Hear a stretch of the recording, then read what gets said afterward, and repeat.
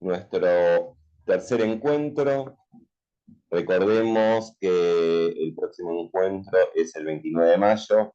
Esta es la anteúltima clase, la siguiente, por lo tanto, es la última.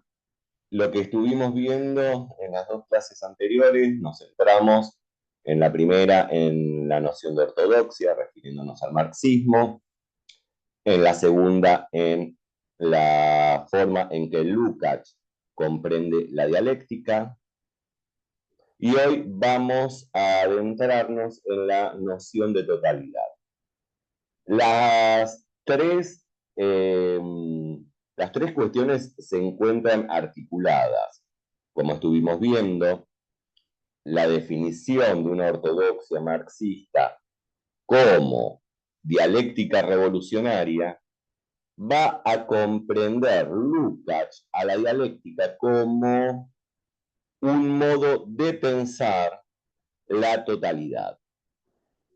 Hoy vamos a ver qué significa o qué sentido tiene la noción de totalidad en Lukács. La cuestión en torno a la totalidad, ante todo, va a ser, y acá hay algo que señala Itzván Mesaros en Más allá del capital, es que esta cuestión se circunscribe a una problemática que está siempre presente en la historia de la filosofía. En este sentido, lo que hace Mesaros es, en cierta medida, establecer una correspondencia entre la idea de totalidad y la idea de universalidad. Claro, la relación en este aspecto entre lo singular y lo universal, dice Mesaros, ya se encuentra presente en el comienzo mismo de la filosofía. ¿En qué aspecto lo podemos ver? Bueno, en la propia problemática platónica, la relación, ¿no?, entre el objeto singular y el universal, que en el caso de Platón lo va a establecer en la relación que ya sabemos entre el mundo sensible y mundo inteligible, ¿no? Lo singular encarnado en la mesa, lo universal encarnado, bueno, encarnado sonaría mal, ¿no? Digo encarnado, representado, porque la idea no está encarnada. Perdonen ciertos visos fenomenológicos en mi lenguaje.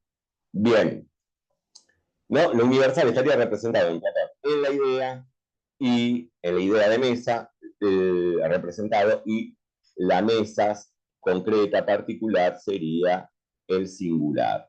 Siempre, va a decir Mesaros, se presenta esto de una manera problemática, que va a ir discurriendo a lo largo de la historia de la filosofía, porque por un lado está la comprensión de que el saber y el conocimiento no puede tener una legalidad, una legitimidad en el objeto particular, singular, propiamente dicho. No podría tener un conocimiento de la mesa solo cuando contemplo la mesa particular, singular, sino que el conocimiento y el saber van orientándose a esa universalidad. Es decir, hay una desconfianza de que el conocimiento o el saber provengan del objeto singular. Esa desconfianza se transformaría, tendría como una contrapartida, la confianza en la universalidad. Sin embargo, bueno, ¿qué otro ejemplo pone Mesaros? Y acá, obviamente, hay diferencias sustanciales entre las distintas tradiciones que menciona Mesaros, pero lo va señalando como un problema inherente a la filosofía, porque va a decir también que es la distinción entre, esto se va a dar también en la distinción que va a hacer Kant entre el fenómeno y la cosa en sí. Siempre se presentaría esta forma de distinción entre lo singular y lo universal. Desconfianza en lo singular, pero confianza en lo universal. Sin embargo, dice Mesaros, aquello universal siempre se nos presenta de una manera elusiva, misteriosa, a la cual no podemos tener un acceso muy bien definido. Voy a citar a Mesaros. La filosofía ha considerado siempre como bastante problemático el conocimiento obtenido meramente sobre la base de la experiencia, ¿no? Y la experiencia que tenemos es experiencia de lo singular. Al igual que en el campo del arte y la literatura, el objetivo del artista nunca estuvo limitado al registro de las impresiones inmediatas de los individuos particulares.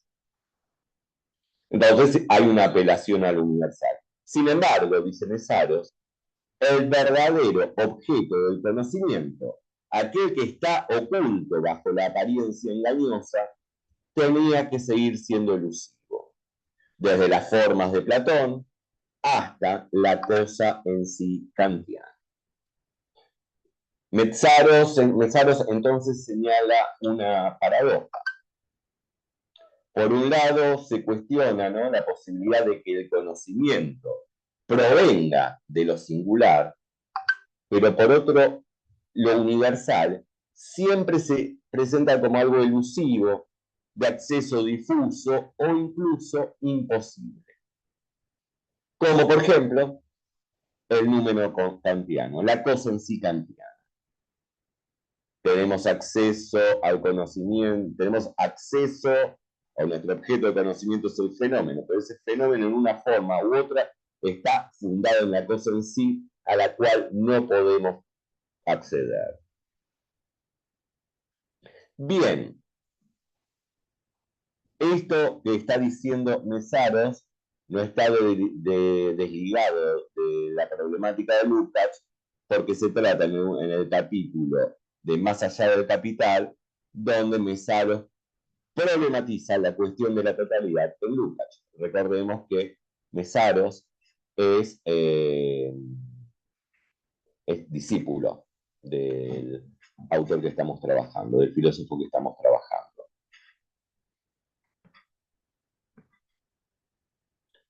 Bien, se nota entonces, se ve, se distingue el problema que señala Mesaros y al mismo tiempo la paradoja. Ahora bien, lo que dice en Más allá del capital es lo siguiente, que el motivo de esta paradoja, es decir, desconfianza en lo singular, pero al mismo tiempo aquello universal que sería el fundamento se nos presenta como inaccesible o elusivo o difícil de acceder. El motivo de esta paradoja, y esto es muy importante, cito a Mesaros textualmente, es que el universal era un ideal opuesto a la realidad de la experiencia vivida. Se presentaba entonces, según Mesaros, siempre vale aclarar esto, una dicotomía, una oposición entre lo singular y lo universal. Lo singular era lo que teníamos acceso por medio de la experiencia inmediata, sin embargo, no podíamos confiar en ese singular, depositábamos la confianza en el universal, a lo cual no teníamos acceso. Bien, ante esta oposición, lo que va a decir es que la perspectiva comenzada por Hegel y continuada por Marx desde una visión no idealista, abre la posibilidad de una superación del antinomio entre lo singular y lo universal. En tanto, lo universal no se encuentra más allá de lo particular, Es decir, no es un metatá, no es un principio metafísico ubicado más allá o por sobre o por debajo de lo particular, sino que se encuentra en lo particular. Lo universal se presenta como un nexo donde los particulares, y acá ya tendríamos que estar hablando en plural, cuando hablamos de simplemente particular en singular, estamos haciendo una abstracción. Se dan particulares, singulares. Estos particulares se vinculan en una relación de mutua reciprocidad. Ese nexo de la relación se identificaría con lo universal. Es decir, lo particular encuentra su fundamento en la universalidad, sí, pero esta universalidad es una universalidad concreta. Es la relación unificadora que se desenvuelve a partir de las mutaciones y transformaciones de los particulares. Es decir, la universalidad se nos presenta como totalidad. Esta totalidad no está por fuera de los particulares, sino está en los particulares como el nexo de la relación. Al mismo tiempo, esta idea de totalidad que emergería, según Mesaros, con Hegel, luego deviene, desde una perspectiva idealista en Hegel, desde una perspectiva del materialismo histórico en Marx, es una totalidad no solo que no está más allá de los particulares, sino que tampoco es estática, sino que es dinámica. Está en perpetuo y en constante devenir. No es una homogeneidad positiva, sino que está en un constante devenir, en una constante transformación atravesada por lo afirmativo y por lo negativo. En este sentido, es que Lukács habla de totalidad. Se ve, podemos ver entonces con claridad, y acá hay una cuestión importante, que en Lukács, y acá vamos a ir un poco a lo que señala Friedrich Jameson en Valencias de la dialéctica. No sé, yo les pasé el texto, no sé si lo pudieron leer, o por lo menos mirarlo un poco. En este texto lo que dice Jameson es lo siguiente. Ante todo esto, no terminé la oración. La totalidad de Lukács no hay que comprenderlo en modo alguno como un ideal de tipo totalitario, en el sentido en que decimos que un sistema o régimen político es totalitario. En este aspecto, si vieron el texto de Jameson,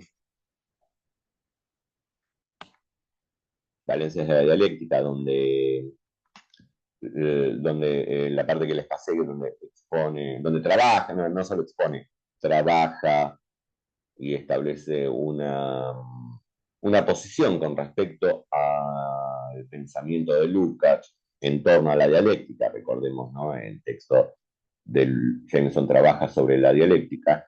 Dice que hay que evitar un lugar común. ¿Qué es? Hablar, vincular la idea precisamente de totalidad con la de totalitarismo. Totalitarismo en el sentido de que hablamos en términos políticos.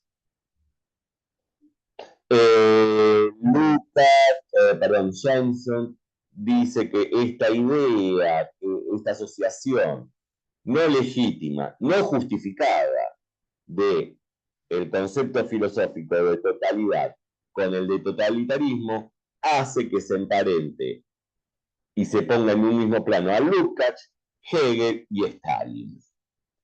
Es decir, si hablamos de totalidad, si pretendemos afirmar el concepto de totalidad en términos filosóficos, incurriríamos en un podríamos ser cómplices de un totalitarismo.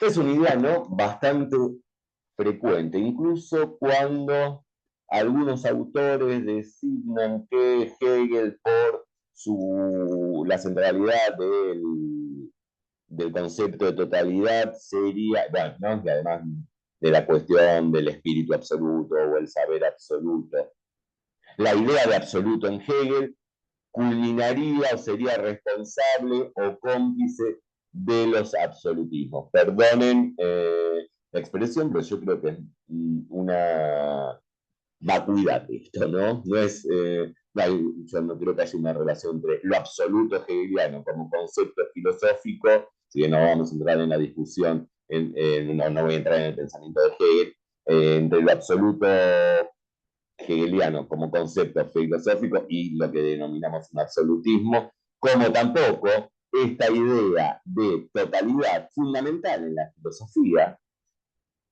en la filosofía en su devenir y fundamental en el pensamiento de Hegel, en el de Marx y en el de Lukács, también en el de Gramsci, y ahora vamos a ver por qué, ¿no?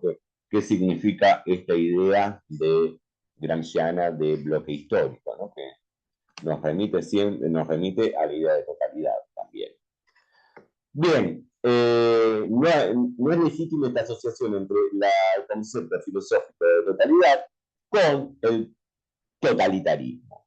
Y acá, algo que aparece según Jameson como característica de la posmodernidad, del pensamiento posmoderno, que es la crítica.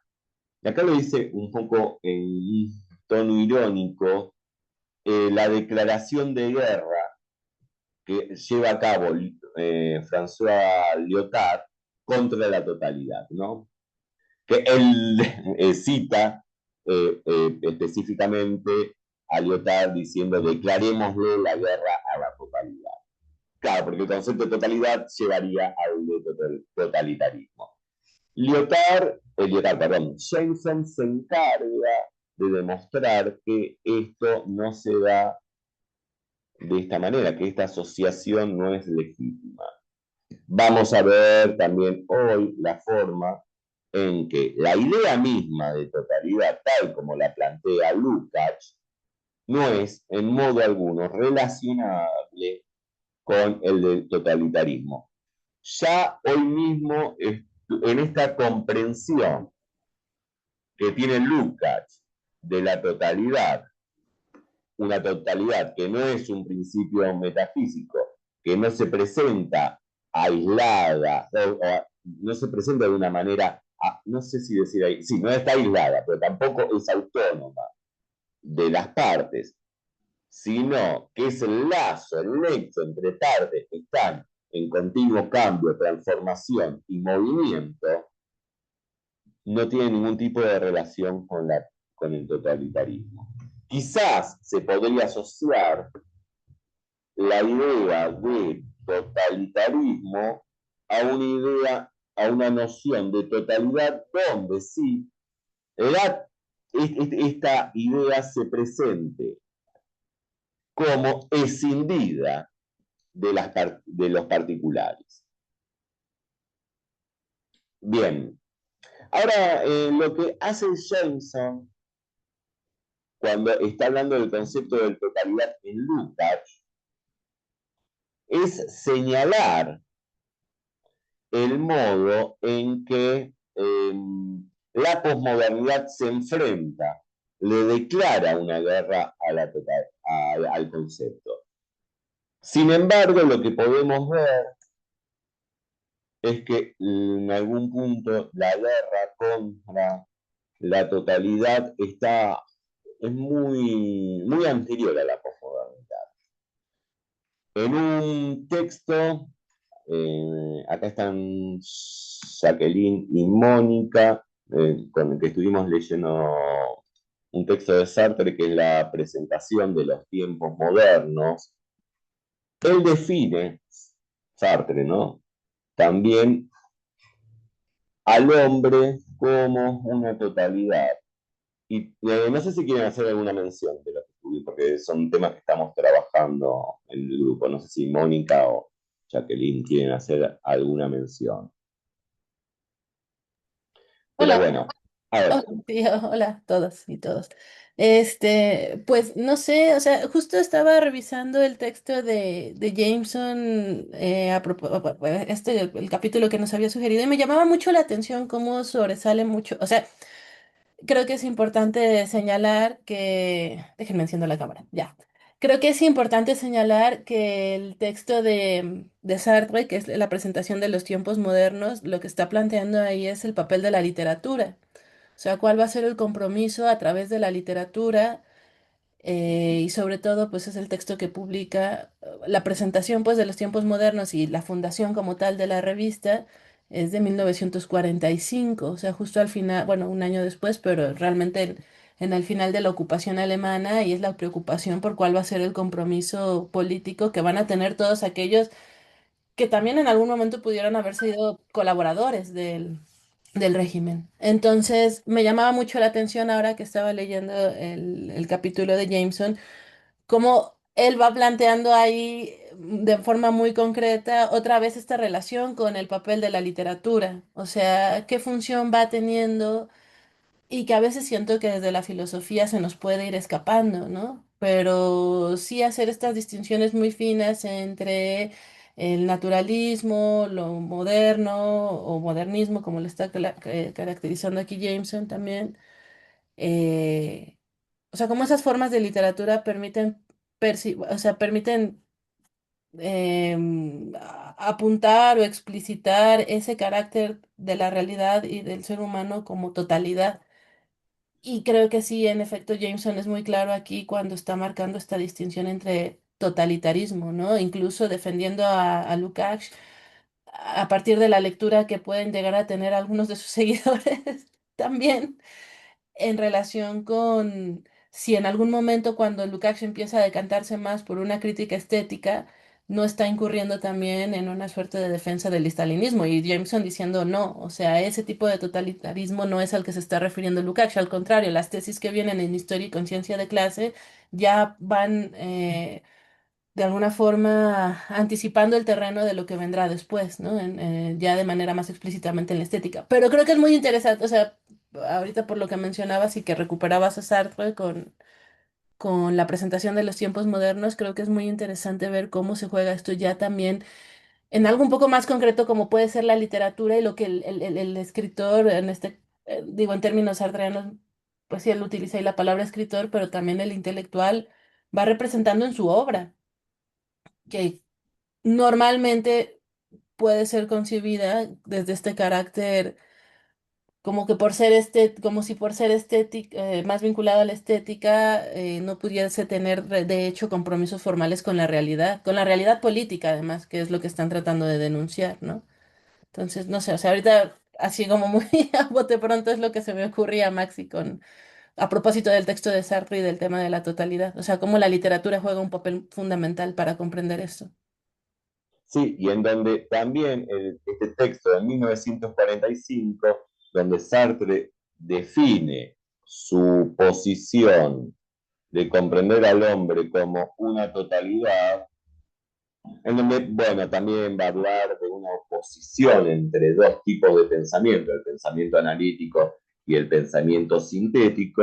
Él mismo dice, empleo la palabra totalitario, sí, totalitario, y bueno, y ya sé que esta palabra tiene mala fama por ciertos regímenes políticos, autocráticos, absolutistas, etcétera, ¿no? Es decir, esta palabra totalidad ya parece que viene teniendo mala fama desde hace bastante, ¿no? No es solo Jameson hablando de la posmodernidad en el 2014, el texto de 2014, sino que ya lo está diciendo Sartre en 1945. Bueno, volviendo, retomando a Lukács,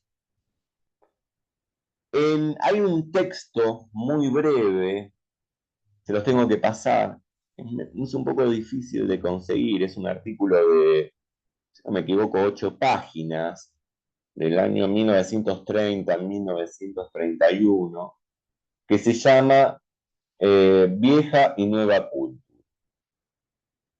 Y en ese artículo, Lukács da una definición de la sociedad que se fundamenta en el concepto de totalidad, donde es muy, muy claro en lo que va a decir.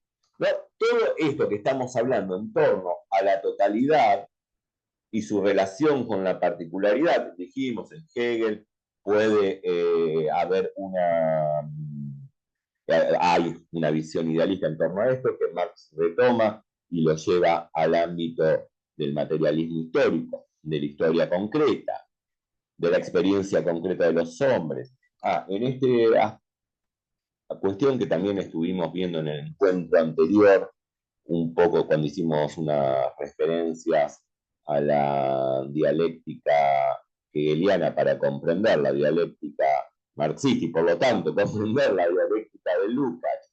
Y vemos que esto mismo es dialéctico, ¿no? Para comprender a Lukács tenemos que ir hacia Marx, para comprender a Marx tenemos que ir a Hegel y viceversa también. Ese es un movimiento dialéctico en lo que hace al conocimiento y al conocimiento y a la comprensión de un autor. Hay un artículo que acá está presente, Alejandro Valle, que escribió precisamente sobre dialéctica hegeliana y dialéctica marxista y se los voy a pasar, que está muy bueno. Y también les voy a pasar un artículo que escribió sobre dialéctica y militarismo, ¿no? Si quieres hacer alguna mención, Alejandro.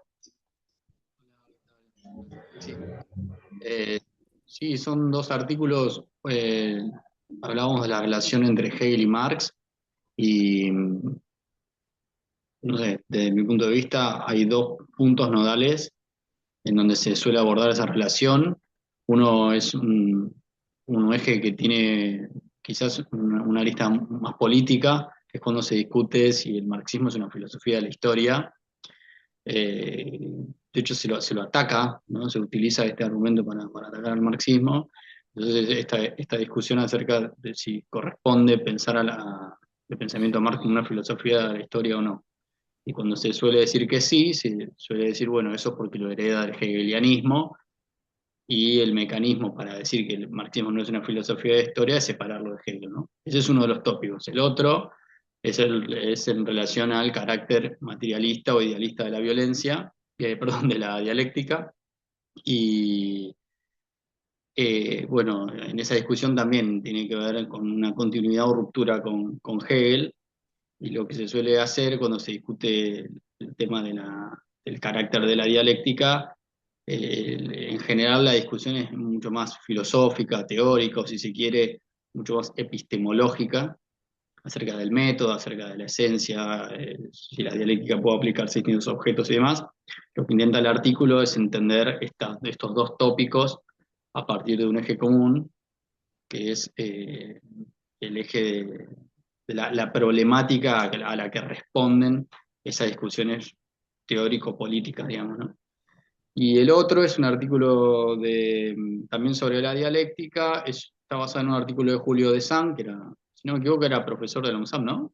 Fue profesor mío, sí, en ética y en filosofía política. ¿Vos lo tuviste? Ah, mirá. Sí, un genio, gigante.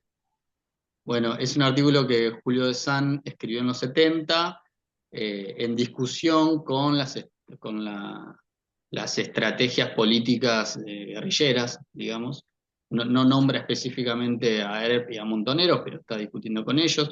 Es un texto escrito en contexto, porque no me acuerdo del año, pero 70, por principio de la década del 70, y retoma que una postura crítica a al foquismo, digamos, a la estrategia guerrillera, diciendo que, bajo la tesis, digamos, argumentando que la dialéctica no sirve para pensar las realidades iberoamericanas.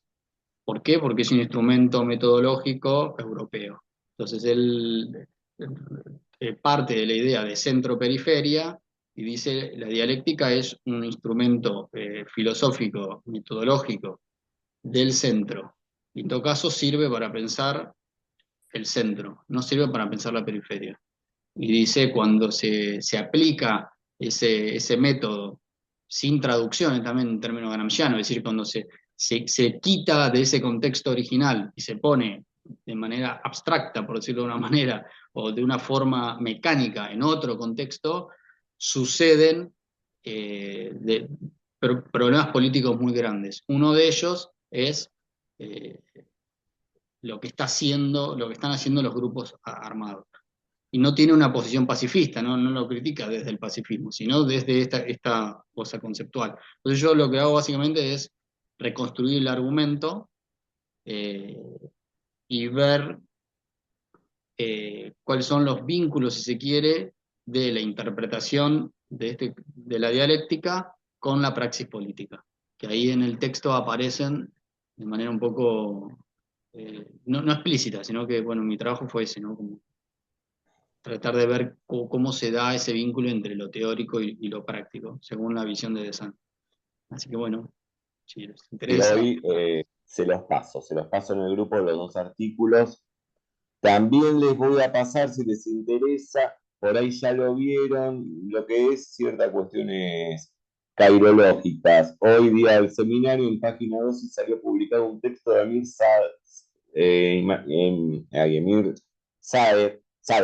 perdón, sobre el marxismo en el siglo XXI. Muy interesante. Y comienza con la frase de Sartre en torno a que el marxismo y la filosofía no superaban nuestra época histórica.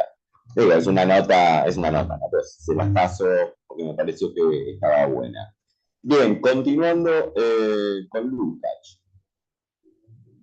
En el texto Vieja y Nueva Cultura, Lukács dice lo siguiente, cito, el desenvolvimiento de la sociedad es un proceso unitario. Esto significa que uno no puede determinar una cierta fase del movimiento en ningún aspecto de la vida social sin que sus efectos repercutan sobre todos los otros. Y es debido a esta unitariedad que es posible aprender el propio proceso desde el punto de vista de una como de otra manifestación social y arribar, sin embargo, a su comprensión. Por tal motivo, puede hablarse de la cultura en su aparente aislamiento de las otras manifestaciones sociales. Efectivamente, si nosotros comprendemos correctamente la cultura de una época, hemos comprendido en sus raíces el desarrollo de conjunto de esta época como si hubiéramos partido del análisis de sus relaciones económicas. Clarísimo lo que dice acá Gramsci, perdón. Lo que dice acá Lukács.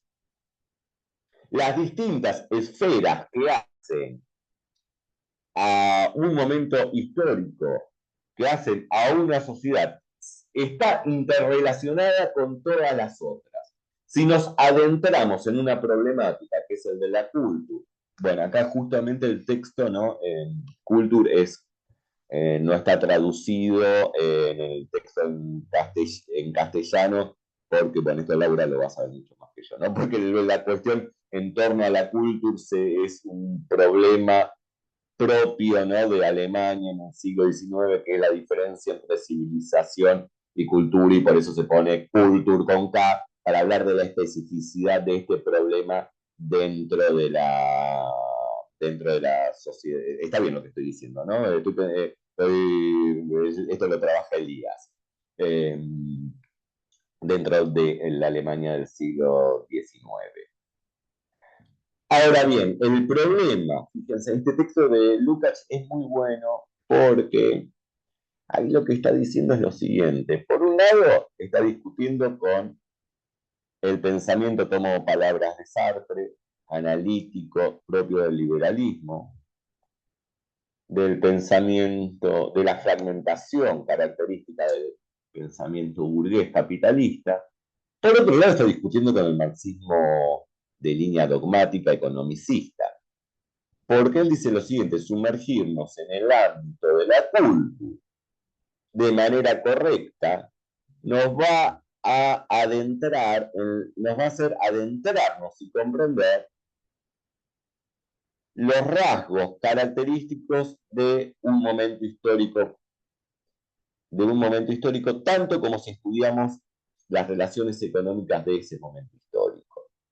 Porque cada momento, cada dimensión, cada esfera de una sociedad en un momento histórico determinado, nos pone en relación con la totalidad que significa el sentido de ese periodo, de ese momento, en términos de Gramsci, de ese bloque histórico. Lukács dice lo siguiente, ¿no? Ese texto es muy bueno, muy radical también, porque dice, bueno, perdonen, voy a pasar cultura a cultura.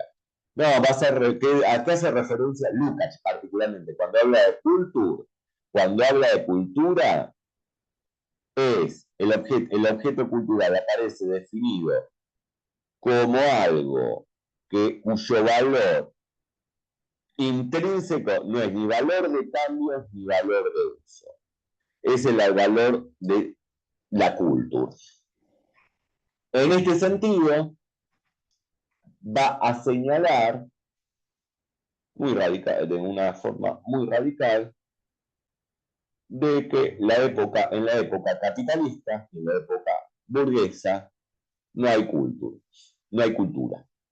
Él hace una diferencia entre cultura como de civilización, en tanto la civilización se refiere a este pensamiento de Lukács, ¿no? La civilización para Lukács se definiría por los bienes que vienen a satisfacer necesidades, mientras que los objetos culturales, léase objetos artísticos, no tienen un valor, son superfluos con respecto a las necesidades. Pero superfluo no está diciendo, criticándolo, sino que es el valor inherente del objeto cultural.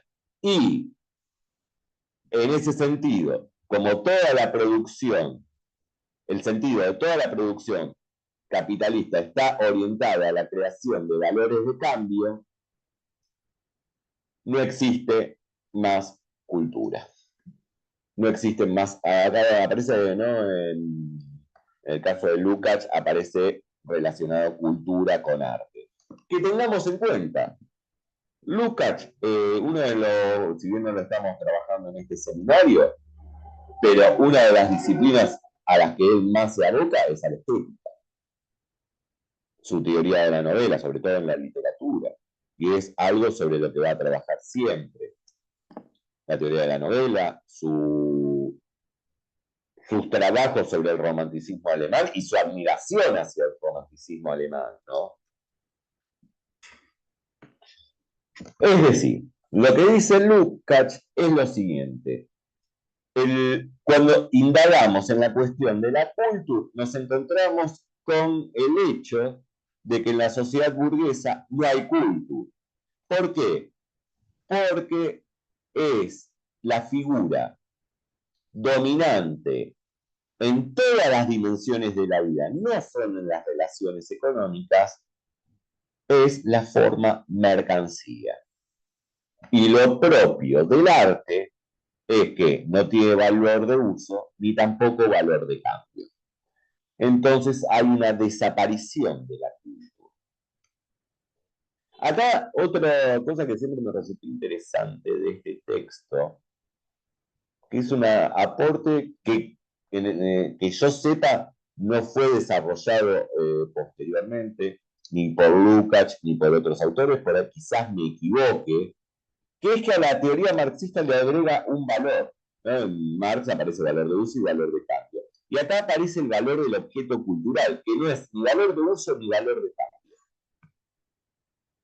Y que yo sepa, repito, no está continuado eso, que sería un aporte, que es un aporte importante dentro de la tradición marxista.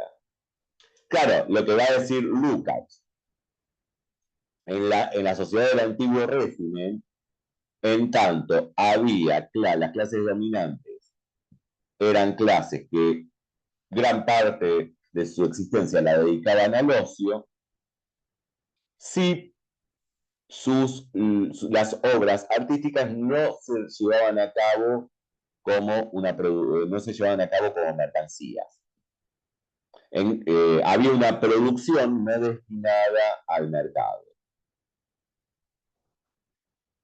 Mientras que, por eso, en el texto se llama vieja y nueva cultura. La vieja cultura es la del antiguo régimen.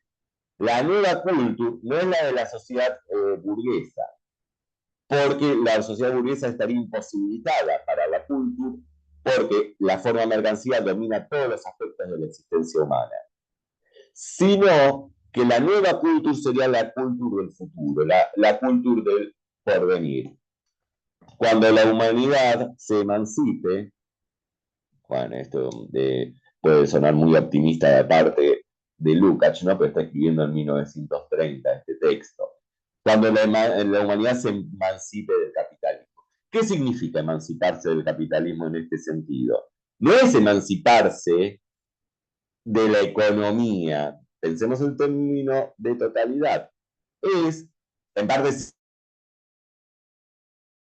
sí, pero es emanciparse de todas las formas de la existencia que están alienadas en la producción de mercancías. Es la emancipación de la alienación en todos los aspectos, no solo económico, sino también cultural, artístico, político. Esto mismo, esta idea, ¿no? Y ahí vemos cómo opera el concepto de totalidad, que es también en algún punto, creo que la mencioné en algún encuentro, cuando Gramsci dice que no se trata de llevar a cabo una reforma económica, sino una reforma intelectual y moral. Claro, esta reforma intelectual y moral trae consigo una reforma económica, pero la reforma es integral, porque un momento histórico es integral, es una totalidad articulada con un sentido. Este sentido, dominio de la forma mercancía, propio del capitalismo, de la era burguesa, de la modernidad, atraviesa todos los aspectos de la existencia humana. Sí, Jacqueline. Estaba pensando, Maxi, también a propósito del texto de Sartre que estabas mencionando y que habíamos estado leyendo sobre, ahorita que mencionabas, ¿no? La imposibilidad, por ejemplo, de bajo ciertos, en cierto registro, la imposibilidad de hablar de culture, tanto estar atravesado por esta cuestión más de orden ideológico en lo que respecta a la burguesía, ¿no? Y que creo que algo de lo que platicábamos hace algunas semanas, precisamente leyendo el texto de Sartre, era como, y que creo que va también en sintonía con esto último que acabas de mencionar de Lukács, es qué es lo que se está entendiendo por burgués, ¿no? Que normalmente podríamos pensar de forma muy automática, pues no sé, quien esté a cargo de los medios de producción o como mencionabas hace un momento también, quien estuviese totalmente alienado, ¿no? Como esta producción de la mercancía y que bajo ese criterio es que, o sea, como bajo criterios muy netamente económicos o de que bajo qué sistema económico o a qué sistema económico se está suscribiendo, ¿no? Pero me parecía también ahorita que lo mencionabas y que quizá también de fondo ahí está lo que Lukács estaría, quizá, a lo que quizá estaría apostando esta cuestión de, así como lo plantea Sartre en la presentación de los tiempos modernos, lo que se hace, lo que tiene que ver con lo burgués es una cierta visión del mundo analítica, dice ahí, ¿no? Y que me parecía muy interesante, ahorita ya no lo expusiste más, pero...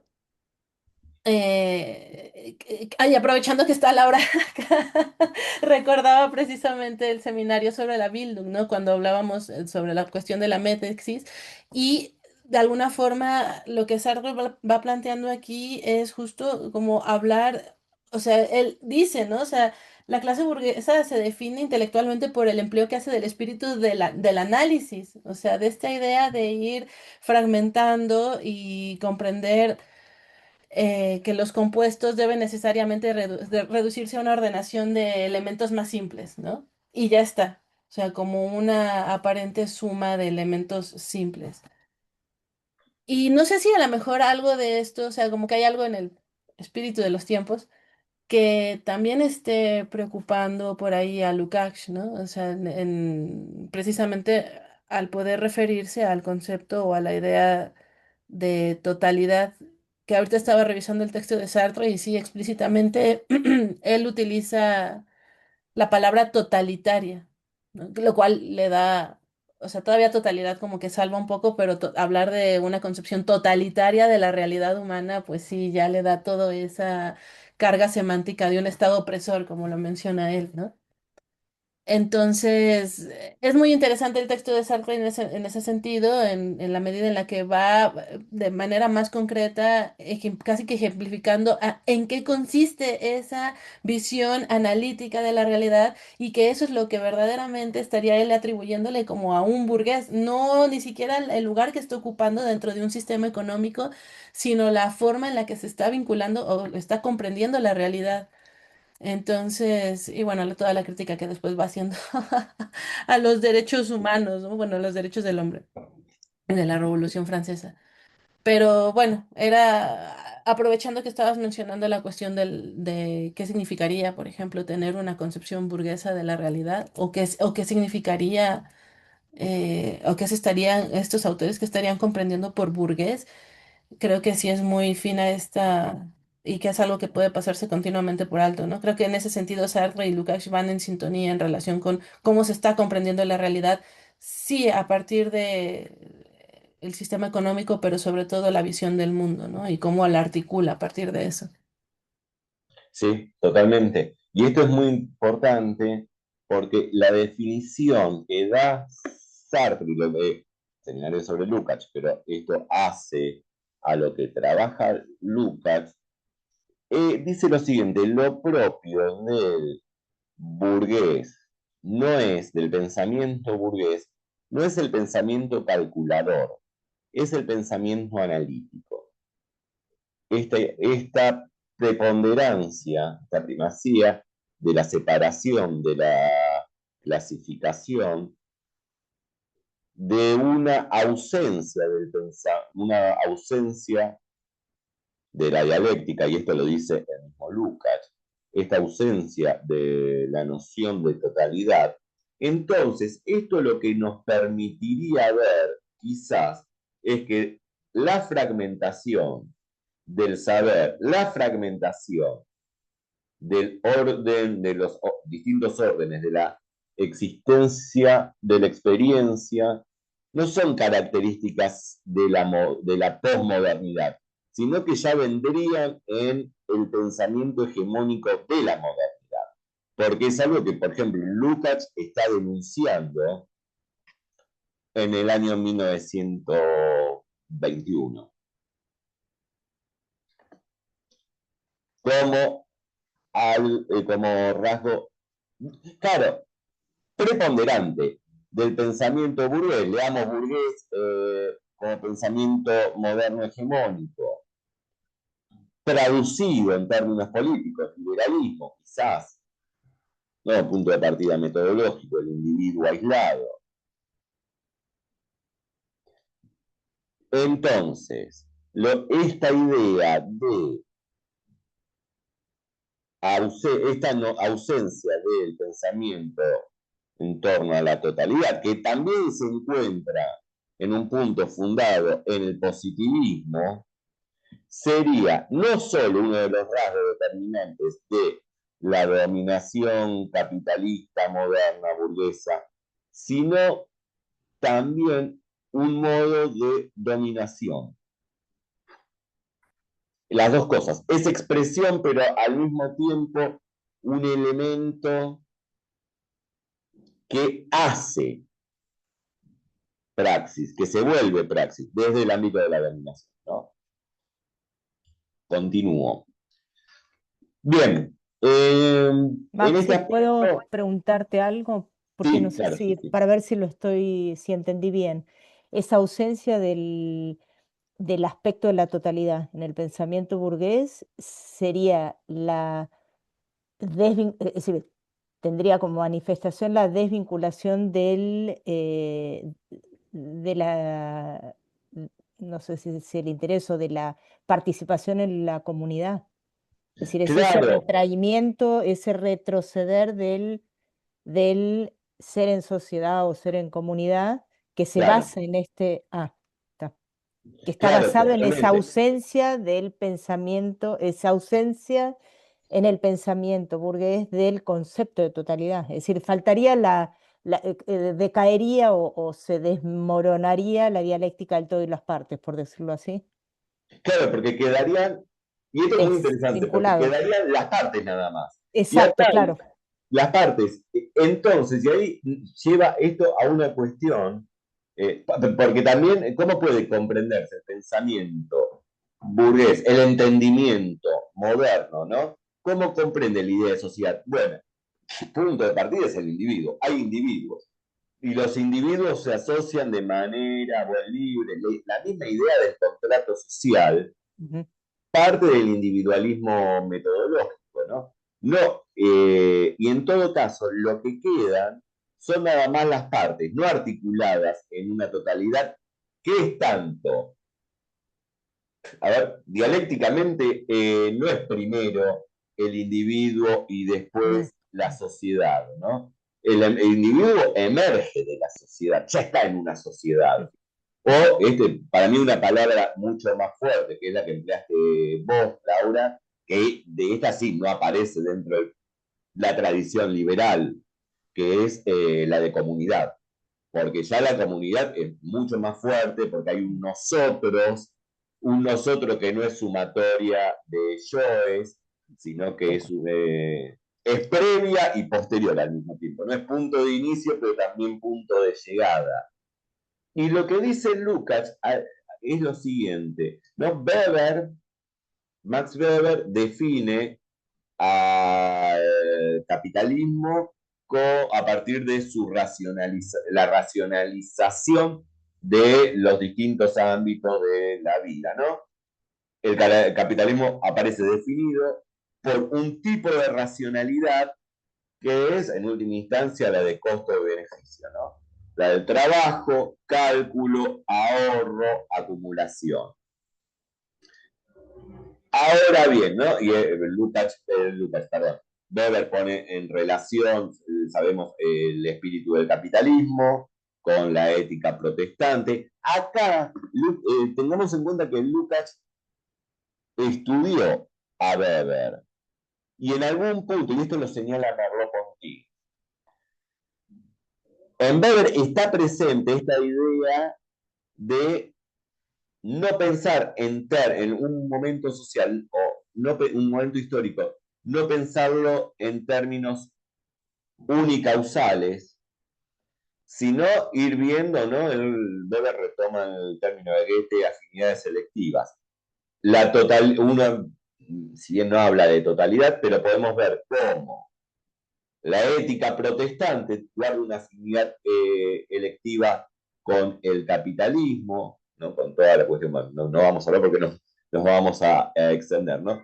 La valoración del trabajo en sí mismo y no quizás desde una visión católica el valor del trabajo está puesto en la función social, no es un valor en sí mismo. Con el protestantismo, según Weber, y sobre todo hablando tampoco del protestantismo, no es una generalización absoluta, hay distintos tipos. Lo que dice Weber con respecto al calvinismo, ¿no? Esta idea del trabajo, la acumulación, el ahorro aparecen como valor, con el protestantismo como valores morales que dependen de una cierta comprensión teológica que se ponen en relación con el capitalismo, etc. Ahora, lo que hace Lukács es, claro, ampliar esto. Retoma esto, ¿no? Una época no es determinada por la economía, está también la religión. Ahora, pero también está el sistema jurídico. También está el arte. Y ahora bien, con respecto al proceso de racionalización que Weber ve como característico del capitalismo, lo que dice Lukács es que ese tipo de racionalización se fundamenta en una irracionalidad. Es irracional. La lógica propia de la sociedad burguesa, o liberal, o capitalista, vamos a ir llamándola de distintas formas, en tanto prescinde de la totalidad, no es racional. Es decir, la racionalidad se limita al cálculo costo-beneficio. Ahora bien, el punto de partida es el individuo, pero y el interés individual, cuestiones que no son, que el pensamiento, la razón agotada, reducida a ese sistema es irracional. ¿Por qué? Porque no tiene en cuenta la totalidad, que no solo no tiene en cuenta desde una perspectiva, eso hay que aclararlo, no es desde una perspectiva moral, no es sino hay una ausencia de racionalidad, porque no hay una comprensión de la realidad. No pensemos, y acá ahora Alejandro te paso la palabra, pero quiero leer esto que dice Lukács acá, que es muy claro. Miren, Lukács, bueno, todo esto que estamos hablando, va a decir que esta perspectiva contrasta con la mirada hegemónica del pensamiento burgués. Cito a Lukács: esta consideración dialéctica de la totalidad, que tanto se aleja aparentemente de la realidad inmediata, que la realidad parece tan acientíficamente construida, es verdaderamente el único método que permite y captar intelectualmente la realidad. La totalidad concreta es, pues, la categoría propiamente dicha de la realidad. Claro, acá nos encontramos con una afirmación rotunda. La totalidad concreta es la categoría propiamente dicha de la realidad. Toda categoría individual y aislada, si no está puesta en relación con las otras, carece de racionalidad. Y acá lo que estamos viendo, ¿no? La realidad inmediata no es la realidad. La realidad es el sistema de relaciones, es un sistema de relaciones en constante devenir. Y en este sentido, la ausencia de racionalidad del capitalismo, del pensamiento analítico, del pensamiento burgués, no significa, no hay de parte de Lukács una denuncia del tipo moral, sino de una ausencia de racionalidad. Supongamos un ejemplo, realidad inmediata. Claro, pero la realidad inmediata es la realidad más pobre. Es la realidad que no nos permite comprender. Tampoco, pero no nos permite, no nos da acceso a la realidad. La realidad, el acceso a la realidad se da por medio de las mediaciones. Disculpen por medio de las mediaciones. El acceso a la realidad exige mediaciones, porque la realidad es una totalidad concreta. Ahora bien, coloquemos un ejemplo fácil. Cuando nos enfrentamos a A ver, una experiencia que podemos tener. Alguien revolviendo la basura. ¿Qué estamos viendo? Alguien podría decir, y ve a un hombre o un joven de 20, 30 años revolviendo la basura, estoy viendo eso. Bueno, ahí no hay racionalidad, o es un tipo de racionalidad muy pobre. Prácticamente la que podría ser cualquier animal. Ve algo y se agota, se agota en esa experiencia absolutamente particular. ¿Qué significa una visión de la totalidad? Que ese hecho singular, una persona revolviendo la basura, primero, ¿cuáles son los motivos por los cuales esa persona está revolviendo la basura? Eso nos indica esa experiencia singular, inmediata, no puede agotarse en sí misma porque ahí no hay racionalidad. Racionalidad es establecer relaciones entre las partes y el todo. ¿Por qué está en esa situación? La basura de unos es el alimento, aquello por lo que puede sobrevivir otro. Ahí ya se va viendo el movimiento y repito, no se trata de una cuestión de indignación moral. Se trata de una comprensión racional.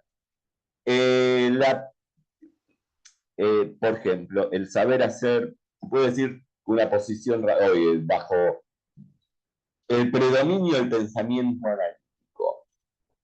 Se puede comprender que una persona racional es la que sabe hacer, no sé, podría ser una tontería, ¿no? Los tipos estos que invierten, un broker. Un broker es la exaltación de la racionalidad. No entiende nada. El broker, si se usa eso, no entiende nada. Lo único que sabe es que a un efecto A, también tiene que ver con el causalismo, ¿no? A una acción A le sigue una consecuencia B. Y que no es así, necesariamente. Lo toma como si se tratase de un principio mecánico, pero en realidad todo eso está articulado por un montón de cosas. Porque aprieto una tecla del celular, voy a invertir en tal lado y voy a tener tal rédito. Sí, no se tienen en cuenta todas las mediaciones que hay de por medio. ¿Se sigue hasta acá? Entonces, eso es irracional. Es una razón fundada en una irracionalidad, en un irracionalismo. Porque no se tienen en cuenta los otros factores. Cuando pensamos, incluso se podría, cuando ciertos proyectos mineros, vamos a poner, o proyectos inmobiliarios, atentan contra el medio ambiente. O bueno, hoy mismo, ¿no? Estamos en una situación de guerra, posibilidad de una guerra nuclear, ahí sí. Quizá no haya mucha probabilidad. La posibilidad existe, ¿no? Porque no es la misma probabilidad que posibilidad. Ahora bien, es una posibilidad de guerra nuclear como algo que dañe la ecología, que daña el planeta, etcétera, pone en riesgo al mismo que lo está llevando a cabo, al mismo sujeto que lo está llevando a cabo. Es que lo hace por impunidad, porque es malo, porque es moralmente repudiable. Puede ser, sí, está bien, no se quita eso, ¿no? Una cosa, estamos viendo la cuestión de la totalidad, no quita, una cosa no quita la otra. Pero también comprender que es una racionalidad limitada. No se piensa que si le declaro, si lanzo una bomba atómica a tal lado, puedo destruir el mundo en el cual yo mismo estoy viviendo. ¿Se sigue esto? Porque es importante señalar que no se trata de una impugnación moral. Cuando alguien, repito, es fácil, lo dijimos al principio, nosotros podemos, lo dijimos creo, fue uno de los ejemplos que pusimos al inicio del seminario. ¿Podemos comprender la pobreza sin comprender la riqueza? Imposible. Ahí está la ausencia de racionalidad y la relación con la fragmentación. Al mismo tiempo, también la idea de totalidad supone, en términos de Lukács, una superación de la oposición sujeto-objeto. Porque ¿cuál sería el riesgo en todo lo que estamos hablando? De comprender la totalidad, ¿no? Y ahí involucro el sistema jurídico, el arte, la religiosidad, la economía, el sistema político, etcétera, ¿no? En perpetuo, en constante devenir, y este devenir sigue una serie de interacciones, etcétera. Pero pensar que yo, que estoy hablando de esto, no soy parte de la totalidad. La totalidad supone, la totalidad como la comprende Lukács, supone el involucramiento del propio sujeto que está haciendo la descripción de la totalidad. Y en ese sentido, toda descripción tiene un componente en la praxis, un componente de praxis, porque se involucra y se compromete en las disputas y antagonismos que se dan dentro de esa sociedad. Alejandro, ibas a decir algo. Sí, pensando este vínculo que se da en el pensamiento entre la individualidad y la universalidad o la totalidad, en el capítulo sobre cosificación del libro, hay Lukács, hay unas cuantas páginas que liga esta tendencia analítica del pensamiento, el descubrimiento del mundo en la descomposición, sobre todo el proceso de trabajo, como respondiendo a la lógica de la mercancía, ¿no? A la lógica del capital. Lo curioso es que al principio de ese capítulo, y bueno, también lo dice en muchos lugares, que la mercancía ocupa la totalidad, o prácticamente la totalidad de los aspectos sociales o incluso individuales. Ahora, a la hora de pensar la sociedad desde el punto de vista del capital, se ejecuta de manera analítica, entonces la totalidad parece difusa, como lo que hablábamos al principio, ¿no es cierto? Yo me engancho con este tema porque es la forma quizás de pensar cómo se da el fenómeno ideológico, ¿no? Que es una de las cosas que yo laburo. Eh, que, digamos, parece paradójico, porque creo que es un fenómeno paradójico, que se termina pensando efectivamente la totalidad a partir de este mecanismo analítico, pero se piensa la totalidad, por decirlo de alguna manera, sin conciencia de que se está haciendo eso, ¿no? Porque si yo digo que la mercancía ocupa prácticamente la totalidad de los aspectos sociales, y yo para poder ser operativo en ese sentido, ¿no? Es decir, eh, económicamente efectivo, yo tengo que hacer un pensamiento analítico. Bueno, es cierto que yo en términos conscientes no estoy pensando la totalidad, pero estoy pensando algo que es la totalidad de la vida social, aunque yo no lo haga desde el concepto de totalidad. Entonces acá me parece que aparece este chiste de la filosofía de Lukács, o la cuestión marxista muy tratada en relación a la ideología, y acá aparece esta idea de falsa conciencia, ¿no? En donde efectivamente se está pensando un aspecto totalitario, y desde un punto totalitario, eh, o se está pensando la totalidad de los vínculos sociales como si fuese, para usar una formulación del Capital, como si fuese una cuestión parcial, como si fuese, pero en realidad tiene una implicación general. Y lo último que dio al respecto, algo de la vida cotidiana, vi alguien que interpelaba a Milei, ¿no? Y le decía, bueno, ¿qué pasa si yo necesito una ruta que vaya de acá para acá y no hay ningún privado que lo quiera hacer? Y Milei contestó, si no hay ningún privado que lo quiera hacer es porque a nadie le importa hacer, porque no tiene ningún beneficio social hacerlo, ¿no? Como que en la propia pregunta, es decir, si no hay rédito económico, no hay voluntad, ni deseo, ni necesidad. Entonces, Me parece que esta es la cuestión totalitaria de pensar la totalidad de las relaciones sociales desde un solo punto de vista, que es este punto de vista del valor de cambio. Entonces, estás pensando la totalidad social desde una perspectiva única o desde un solo punto de vista, que es esta idea de reproducción del capital. Me parece que acá aparece en Lucas esta idea y bueno, él plantea, ¿no?, que el fenómeno ideológico se puede comprender de ahí. Eh, no sé, me parece que es esta cuestión paradójica para trabajar, es muy interesante. Sí, totalmente. Es una paradoja del capitalismo, totalmente, sí, claro.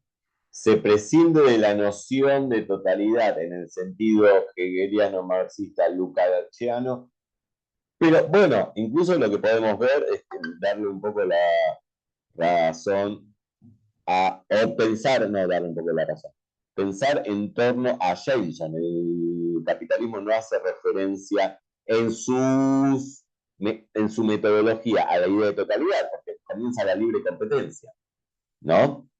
Es la libre competencia de individuos, como también la misma cuestión de sociedad, pero eso culmina en un totalitarismo, ¿sí? Sin lugar a dudas. El tema de la forma, mercancía e incluso de que cada uno de nosotros tiene como proyecto existencial ser un gran comerciante. Y esa sería la esencia del ser humano, porque todos buscamos lo mismo. Bueno, a vos ya le fue bien o le fue mal, ¿no?, en un negocio. Bueno, son cosas que pasan porque los dos buscaban lo mismo. En ese sentido, claro que es un totalitarismo. Es un totalitarismo en el sentido no dialéctico, no en el sentido que Sartre habla de la condición humana como totalitaria. En segundo lugar, también, bueno, hay un texto, hoy me centré en los textos de Alejandro. Hay un texto muy bueno que escribió, nosotros publicamos el año pasado, los que estamos acá, Jacqueline y Alejandro, bueno, y yo participamos de un libro que publicamos que se llama Violencia y Existencia, y Alejandro publicó está muy bueno, una discusión entre Sartre. Si quieres hacer algún comentario también, ¿no? Porque también en ese texto mencionás la diferencia analítica que hace Aron entre economía y política, contraponiéndolo a la idea de Sartre, ¿no? Y esta diferencia es del orden analítico, que el pensamiento moderno liberal juega con esto, ¿no? De separar economía por un lado, política por otro. Alejandro lo trabaja en la discusión, el debate Sartre-Aron. Pero que me parece muy interesante eso, ¿no? La violencia está... Nada, explícalo, comentalo vos que lo escribiste vos. Hago solo este comentario. Bueno, ahí sí, ¿no? Esta idea analítica de separar aspectos de la vida social eh, de manera como si fuesen esferas autónomas, ¿no? De la misma manera que se separa, por ejemplo, que se piensa que, eh, tomando Lukács, ¿no?, a partir de la división del trabajo, se cree que la producción de caucho no tiene nada que ver con la producción de tela, y bueno, en realidad sí, ¿no? Pero se realiza ese ejercicio económico productivo pensándolo como de manera autónoma. Bueno, esto es lo que plantea Lukács ahí en Cosificación. Cuando vos ves a Aron, por ejemplo, y otros autores liberales, ves que tratan la esfera política absolutamente separada de la esfera económica y, y claro, cuando leen a un voy a decirlo provocativamente a propósito, pero un pensador totalitario en este sentido que dice Lukács, ¿no?, como Marx, les ocasiona un problema porque todo esto está mezclado, ¿no? Marx habla de la economía como de la política y de la violencia principalmente, de la violencia política como una potencia económica. Entonces, ese tipo de frases que están desparramadas por todos los textos, no sé si por todos los textos marxistas, pero por lo menos por el Capital aparece mucho, le genera un problema a la idea de pensar la política de manera aislada o como si fuese autónoma de la economía. Y lo que suele pasar también con el pensamiento analítico es que construyen efectivamente una idea de totalidad. No es que no la tienen, sino que la construyen. Ahí, por ejemplo, Aron construye la idea de totalidad, que él va a llamar filosofía de la historia, pero tiene una idea de totalidad, y pasa lo mismo que, por ejemplo, pero como lo hacen de manera abstracta, si tienen en cuenta una construcción racional de esa totalidad, sino que es como la sumatoria de partes aisladas, y no como un todo que se organiza o que las partes tienen una relación entre sí, sino que es una sumatoria de partes, la totalidad.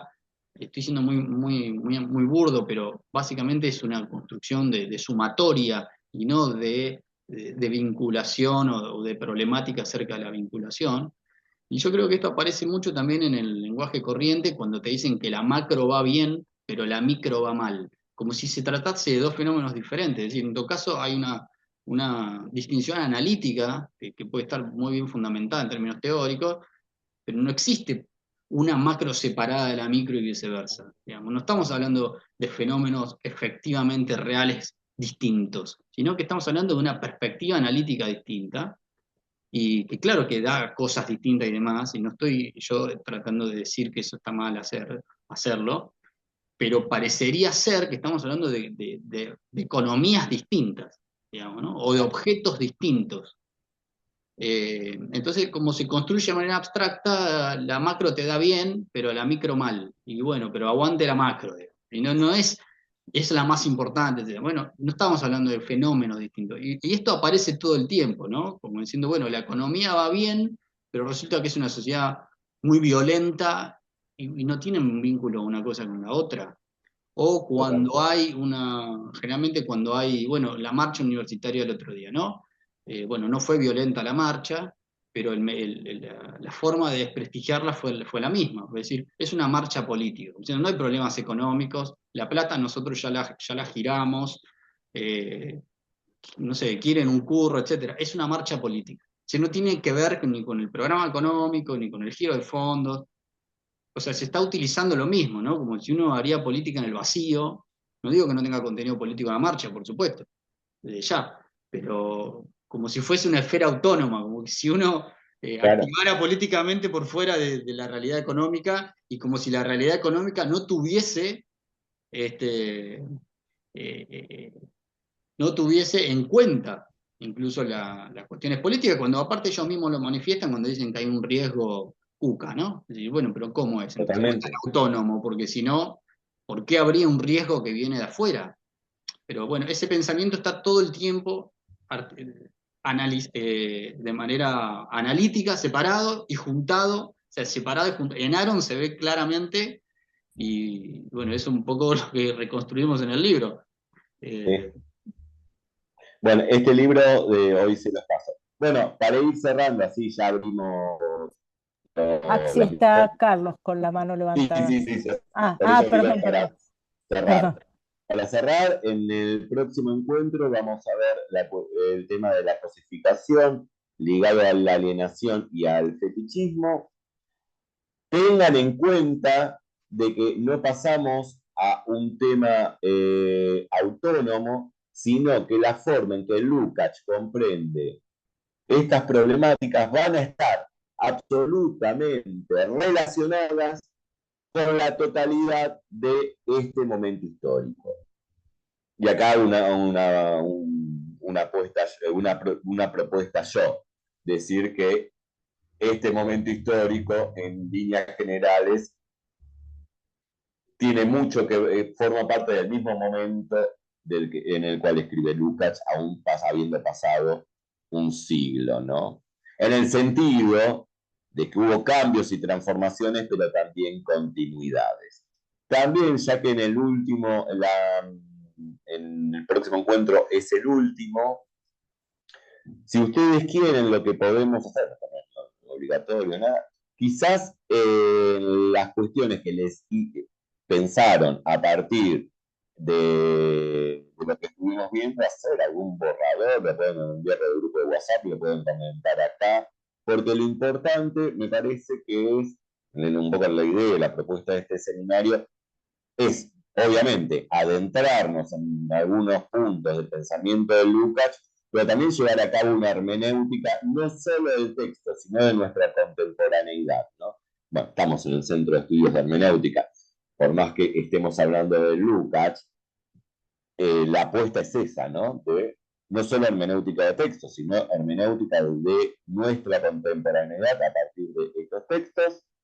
Y bien, y el 26, porque no sé si ya estaban todos presentes, el 26 de junio tenemos la presentación de la tesis de Jacqueline. Bueno, dejo de hablar y paso ahora a los micrófonos, tiene que hablar Carlos. Levantó la mano. Muy interesante todo, profesor. No, me quedé, bueno, el tema de cultura lo dejo, pero me quedé con este tema de la emancipación de la alienación. Sí. Eh, digamos, esta en Fremdun, esta extrañamiento o alienación que produce, que se nos produce y todo lo demás. Entendiendo alienación como en el concepto de que la idea se expide a sí misma, se despide de sí, salta al espacio-tiempo, se olvida de ella, chavos, no fue, soy otra cosa, naturaleza, digamos. O sea, un extrañamiento total, no se acuerda de absolutamente nada. Sino, algunos dicen que en el fondo sigue siendo ella, pero bueno. Pero digamos, en la alienación también no prima toda una racionalidad, porque si no sería incomprensible, digamos, sostener la ficción tanto tiempo. Es Claro. decir, no sé si me explico, digamos, como vuelta de cosas. La revolución produce,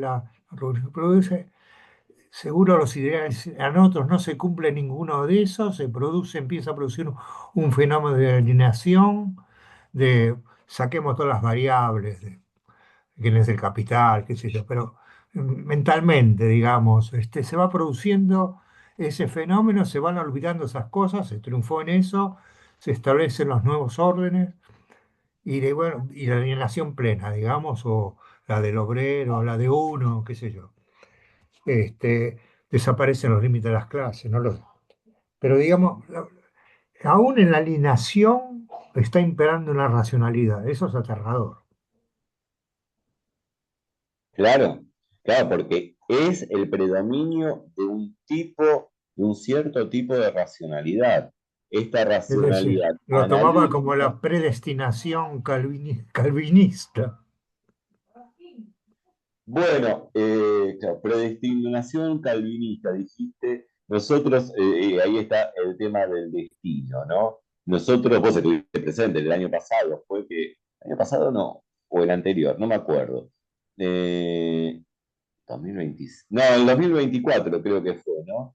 Estuvimos con el seminario entre la libertad y el destino, ¿no?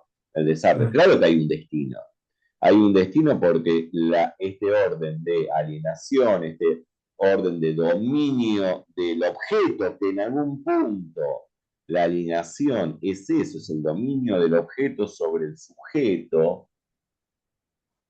El fetichismo ligado el fetichismo es uno de los emergentes de la alienación, el fetichismo de la forma de mercancía, cuestión que vemos totalmente, ¿no? Estamos en esta época histórica estamos absolutamente sumergidos. Y veamos en los decires comunes, ¿no? Del habla común, coloquial, esto que mencionó Alejandro, veámoslo cuando vemos que cuando decimos cómo responden los mercados. El dólar está quieto, el dólar saltó, el dólar se enojó, fetichismo puro. Y eso es alienación, ¿no? Ahí tenemos. Eso es alienación. El dólar, que es un objeto inanimado, lo dotamos de alma, lo dotamos de vida. El objeto se vuelve sujeto y nosotros nos volvemos objeto. Eso es alienación. Los mercados, no hay agente humano, no hay una agencia humana, ¿no? Incluso en el caso del mercado es muy interesante, lo que pasa que él designa a un topos, un lugar muy específico y marginal de las formas económicas anteriores, sea el feudalismo, sea la sociedad esclavista, son formas marginales y además eran topos concretos, ¿no? Topos, digo, lugares, hace tiempo determinado, que era ir al mercado, ¿no? Hoy se vuelve una universalidad abstracta del orden metafísico, porque cuando hablamos de los mercados no están ubicados en ningún lugar, ¿no? Sino que son sujetos casi teológicos. Ahora bien, ¿opera una racionalidad?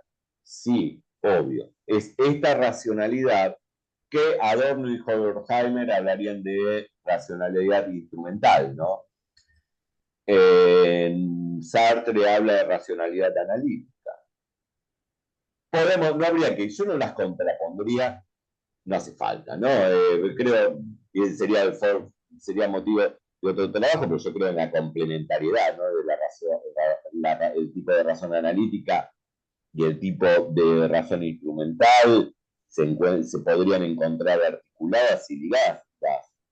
Pero bien, en ese sentido es un tipo de racionalidad fragmentaria y que da lugar a la alienación, pero claro, pero si hay una apelación, esto que decía Alejandro antes, hay una apelación a, a la racionalidad. Yo una vez estaba charlando con alguien y puse como este ejemplo, ¿no? Una persona está trabajando en un lugar determinado, haciendo cosas que le involucran. Había hecho este ejemplo. Alguien que trabaja en educación pública, en un sector de sector popular, y viene alguien, otra persona, un tercero, y dice, pero deja de trabajar ahí, donde estás trabajando, que estás trabajando 5 veces por semana, y anda a trabajar en tal lado que trabajas 3 veces por semana y te pagan mucho más, etc. Y esta persona dice, no, no quiero trabajar donde estoy trabajando. Se presentaría, fíjense, ahí está la racionalidad, el tema de cómo se presenta como racional. La persona que dice, no quiero porque donde me gusta hacer lo que estoy haciendo en este trabajo, todos, incluso los que estaríamos de acuerdo con la decisión de la persona que prefiere seguir en la educación pública y trabajar en los sectores populares, diríamos que tiene convicciones, que tiene ideales, que es buena persona, pero le otorgaríamos la racionalidad al otro. ¿Por qué? Y si trabaja menos tiempo, es más cómodo y va a ganar más. Va a tener un sueldo mejor. ¿Cuál es la salida racional? ¿Cuál es la posición racional entre las dos opciones? Bueno, opera en el sentido común un tipo de racionalidad, porque incluso vamos a decir nosotros, cuestionadores de las lógicas hegemónicas, etc., le atribuimos la racionalidad a la de costo-beneficio. Y no vemos la racionalidad ampliada la racionalidad ampliada no, sino cómo aparece otra racionalidad distinta, más amplia, no ampliada, más amplia, más involucrada en la totalidad. Es más, si yo digo que hago algo por otro, o cualquiera, no, yo digo, alguien dice, hago algo por otro, ¿por qué lo hace? Porque el otro lo exige. Y hay otro individuo que dice, no hago nada por el otro, lo hago todo por mí. Apelamos en serio a la convicción y a los buenos sentimientos para defender a uno, pero la racionalidad se la otorgamos al que dice yo nada más pienso en mí y en estar cada vez mejor y tener también, ¿no? Cada vez estar estar mejor es tener cada vez más bien, más ganancia, etcétera, ¿no? Y ahí está operando un tipo de racionalidad, que es la de la alienación. Porque nadie, y es una apelación moral, no, porque no comprende nada. No comprende, no hay una comprensión de la realidad, no hay una comprensión de la totalidad. Sí, Alejandro, o Laura creo, no sé cuál había. Primero Ale, primero Ale. No, muy cortito en relación a lo que dijo Carlos, que me parece la pregunta fundamental, por lo menos para mí, es el tema que me vuelve loco, ¿no? Porque cada autor lo trabaja de manera distinta Lukács aparece con esta frase que también retoma David Harvey, que es un geólogo marxista, tiene un texto muy conocido, ¿no?, de la irracionalidad económica, y plantea esta racionalidad en términos técnicos, operativos, en el marco de una irracionalidad general, ¿no? Esta idea de lo racional y lo irracional operando al mismo tiempo bajo, digamos, bajo una misma praxis, por decirlo de una manera. Digamos, ¿cómo es posible esto? ¿No? Creo que el concepto, por lo menos dentro del marxismo, que ha sido utilizado para abordar este fenómeno, es el de ideología. Eh, y si uno va a la ideología alemana, por ejemplo, la ideología es, por decirlo de algún modo, la conciencia necesaria para la cooperación. La cooperación es como no tiene que ver con no es un concepto que tenga que ver con la voluntad, ¿sí? La esclavitud también es cooperación, ¿está bien? No estamos hablando de los mecanismos políticos mediante los cuales se da que hayan personas eh, accionando para un mismo fin. Puede ser bajo la coacción más brutal, ¿está?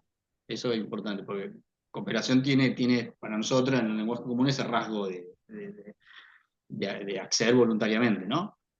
Y en ese texto no. Entonces, bueno, la conciencia necesaria para esa cooperación, o es la conciencia mediante la cual los individuos viven esas relaciones sociales en las cuales están. Entonces, de alguna manera es algo necesario, si quiere, del modo de producción. Y nosotros tratando de hacer o estos autores, ¿no?, viendo críticamente esa cuestión, entran en estas formulaciones que aparecen como una paradoja, ¿no?, como una hiperracionalización en un marco de irracional, bueno, tomando a Lukács, tomando a Harvey, pero también en las concepciones marxistas quizás más antiguas o más clásicas, como se plantea en cuestiones más epistemológicas, como la primera formulación que aparece en Engels y demás, es de una falsa conciencia, y a la vez no es una falsa conciencia que pueda ser desmentida por un discurso verdadero, sino que es operativa de la propia praxis social. Entonces no se descompone, es decir, no se desaliena al sujeto por entender cómo funciona o por un discurso verdadero que viene a oponerse a esa falsa conciencia, ¿no? Es y bueno, yo estudié un poco eso, ¿no? Y por ahí lo más moderno o lo más contemporáneo en ese sentido es incorporar la categoría de inconsciente, principalmente con Zizek y esa escuela, a la idea que la ideología es una cuestión inconsciente, ¿no? Es como un síntoma psicoanalítico, que vos, aunque lo sepas, lo repetís. Entonces es algo que no puede disgregarse por una operación epistemológica.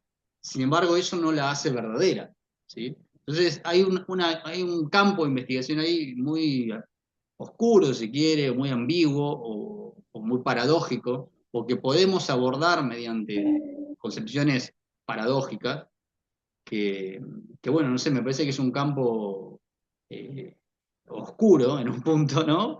Que es muy difícil hacer pie, pero me parece que es muy rico porque creo que a partir de una teoría en ese sentido se podrían explicar muchísimos fenómenos de esta época, quizás como lo que veníamos diciendo al principio, es decir, cómo puede ser que alguien que cobre o que su vida dependa de un salario público, de la educación pública y demás, siga sosteniendo un gobierno, por lo menos discursivamente, que ya es evidente, ¿no?, que está en contra, ¿no?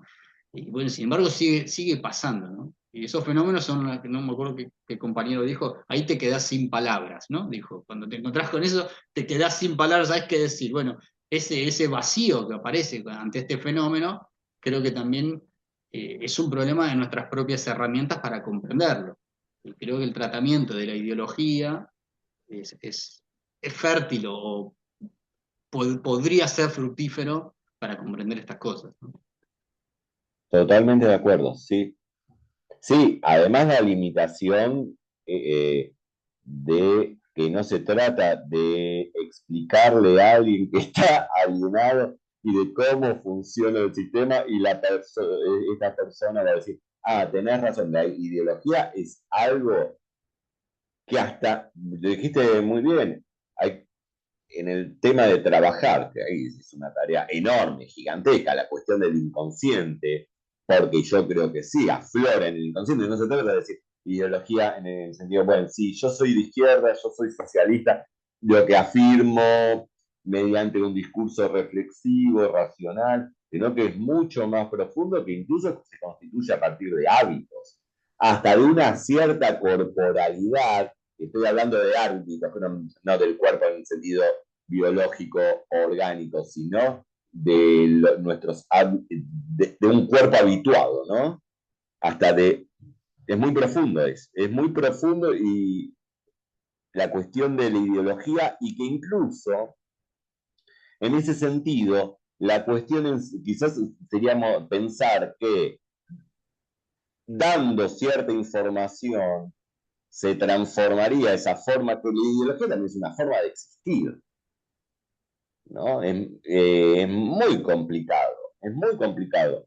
Esa forma de existir quizás es un prejuicio enciclopédico el que tenemos. Sí, lo último que digo, ¿no? La idea de que la ideología es un conjunto de ideas o valores que yo profeso, es una idea liberal de la ideología. Aparece en Aron, por ejemplo, en autores liberales. eh, y creo que esa definición, no voy a decir si es correcta o incorrecta, lo que sí deja de lado es el carácter de la articulación estructural que la ideología podría tener, ¿no? Totalmente, O algo totalmente. que yo puedo cambiar, si cambio de parecer, cambio de ideología. Bueno, creo que en los tratamientos, el tratamiento marxista o de los que tienden a este tipo de, no necesariamente porque sean marxistas ortodoxos o tengan el carnet de marxista, pero digamos que tiendan el pensamiento hacia estos lugares, eh, entienden la ideología como algo estructural, digamos, ¿no? Como algo Claro. estructural del modo de producción o del modo de vincularse, del modo de constituirse la subjetividad. Es decir, algo que muy difícilmente pueda desarmarse, como decir, me cambio de camiseta y listo. Bueno, eso no es que sea algo menor en la vida de una persona, pero no estaría dando con el eje del fenómeno ideológico, ¿no? No, por supuesto, por supuesto. ¿Quién estaba primero? Laura. Laura. Bueno, gracias, Maxi. Muy, muy breve. Quería compartirles porque, bueno, estudiando el tema de la Peldon, como mencionó hace un ratito Jacqueline, eh, para volver a pensar qué entendemos cuando decimos racionalidad, ¿no? Leyendo, estudiando el texto de de Jaspers, digo bien, Karl Jaspers, que da en la Universidad de Heidelberg apenas terminada la Segunda Guerra, es en agosto del 46.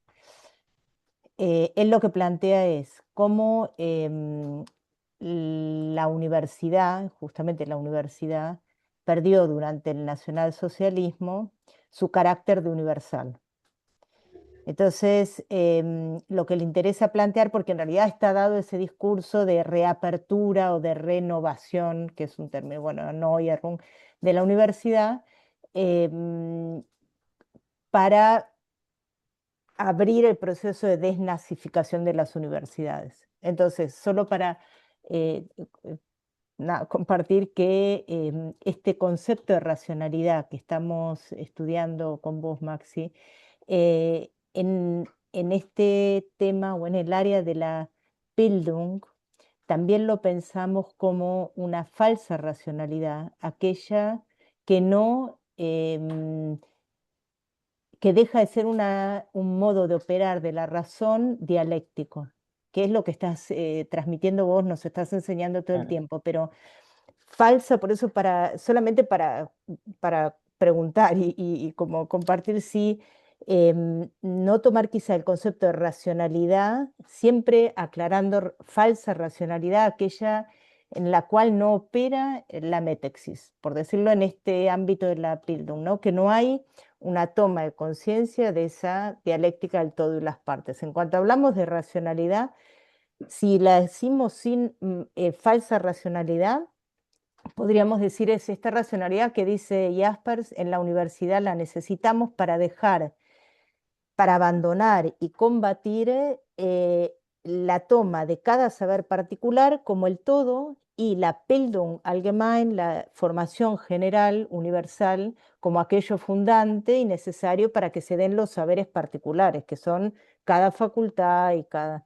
Entonces solamente eso, compartirles cómo está este modo de pensamiento o este modo de pensar esa participación entre el todo y las partes, en el caso de, bueno, nada menos que de volver a darle el carácter de universalidad a una universidad o a las universidades, puede ayudarnos, bueno, es lo mismo que estamos planteando ahora, o que están ustedes así explicando también, y solamente eso, pensaba si aclarar cada vez, aunque es un poco engorroso cuando estamos exponiendo, pero es, bueno, la racionalidad o la falsa racionalidad, para evitar todo tipo de confusión de racionalidad es solo aquella, en sentido estricto, aquella en la que opera la dialéctica entre el todo y las partes.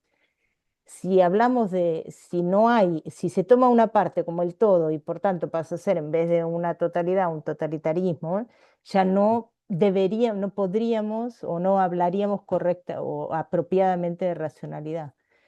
Es decir, eso solamente quería compartir porque ese mismo Totalmente de acuerdo. pensamiento.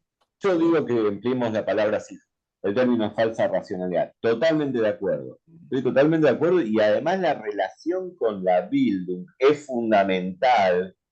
Yo cuando estaba leyendo el texto de Lukács sobre el joven Hegel, Bueno, está siempre hablando, bueno, de Hegel, está hablando de Goethe, está hablando de todo el movimiento romántico neohumanista, el haciendo proyecto una defensa. humboldtiano, claro, el ¿Cómo? proyecto humboldtiano, que es dice Jaspers que se abandonó, se quebró, se vernichtte, como se aniquiló, usando el mismo término de los campos de concentración, el proyecto humboldtiano, Claro, claro, que sí, fue sí, quien sí, creó la universidad, digamos, ¿no? claro, De Berlín. Entonces, como para decir, bueno, para ser bien, bien precisos, hablamos de falsa racionalidad y ya sabemos que es aquella que hace todo esto, que opera del modo en el que totalmente. nos estuviste explicando, ¿no? Para Yo diría de dejar... acuñar el término. Sí, a mí me Sí, parece fundamental. Y sí, también, repito, esta idea esta idea de la Bildung está absolutamente presente. En el propio Marx está sí, absolutamente presente. E incluso en su rechazo que el romanticismo, el neohumanismo hacia los modelos burgueses liberales. Lukács hace un recuento, está bien, siempre decir, bueno, le faltó un poquito, ¿no? Es algo propio de sí, un marxista bueno. del principio del siglo XX. Bueno, Le faltó un poco, tenían sí. razón en esto, estaban bien encaminados, pero, no, digo esto, pero casi están obligados a decirlo, pero no, porque hasta que no llegan a Marx estaba encaminado, pero no estaba, le faltaba algo. Pero es fundamental, pero incluso la Bildung con esta formación, que no es nada más intelectual, que es en todos Son los los aspectos hábitos, lo que similar. vos mencionaste recién, son los hábitos que Sí, hacen a una comunidad, volviendo al concepto de comunidad. Es decir, claro. no hay posible comunidad, después van a decir Estado, bueno, pues ya se especifica, pero no hay comunidad sin esa formación que no es una adquisición de conocimientos, de saberes particulares que me dan la posibilidad de progresar económicamente, progresar profesionalmente, sino que es la formación de un ser humano comunitario. Sí, totalmente, sí. Sí, sí. Esteban, Hola, ¿se escucha ahí? sí, sí, sí, Sí, perfecto. ¿qué tal? Bueno, muchas gracias, Maxi, por la clase, muy interesante.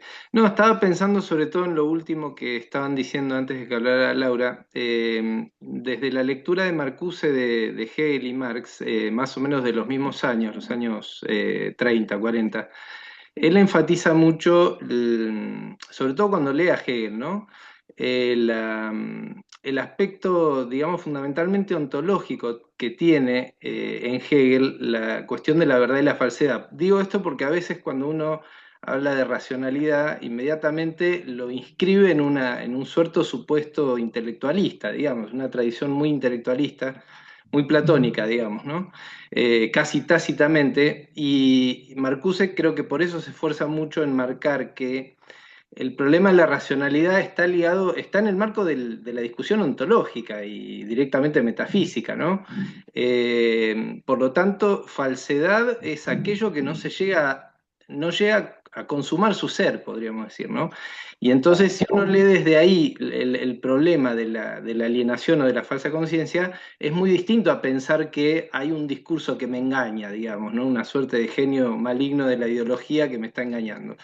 Es un problema de constitución de ser, y yo creo que ahí cuando Alejandro planteaba las nuevas teorías, los nuevos modelos para pensar la ideología, más derivados del psicoanálisis, particularmente lacaniano, creo que están poniendo el acento ahí, ¿no? Hay una falta constitutiva en la consecución del ser propio, que claro, en el estado de cosas, digamos, bajo el régimen capitalista esto no se puede dar nunca, ¿no? Porque efectivamente hay una dialéctica que está cortada y eso entraña una falta de ser que en todo caso se suturaría, según estas nuevas teorías, por vía imaginaria. Entonces ahí es mucho más complejo, porque no es que no me di cuenta, o no es ni siquiera solamente la repetición del trauma, es que hay una operación imaginaria que sutura el vacío en la simbólica, ¿no?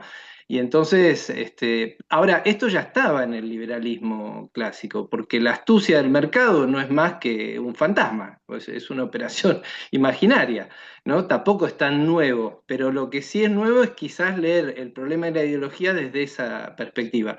Ahora, ¿cómo se compatibiliza o no, digamos? Creo que esto es un problema abierto. Una jerga dialéctica, digamos, ¿no? Más clásica, más cercana a la lectura hegeliana de Marx, como la de Lukács, Marcuse, la Escuela de Frankfurt, con un nuevo modelo más inspirado en el postestructuralismo para pensar el problema ideológico, no lo sé, me parece que es un problema teórico muy abierto, ¿no?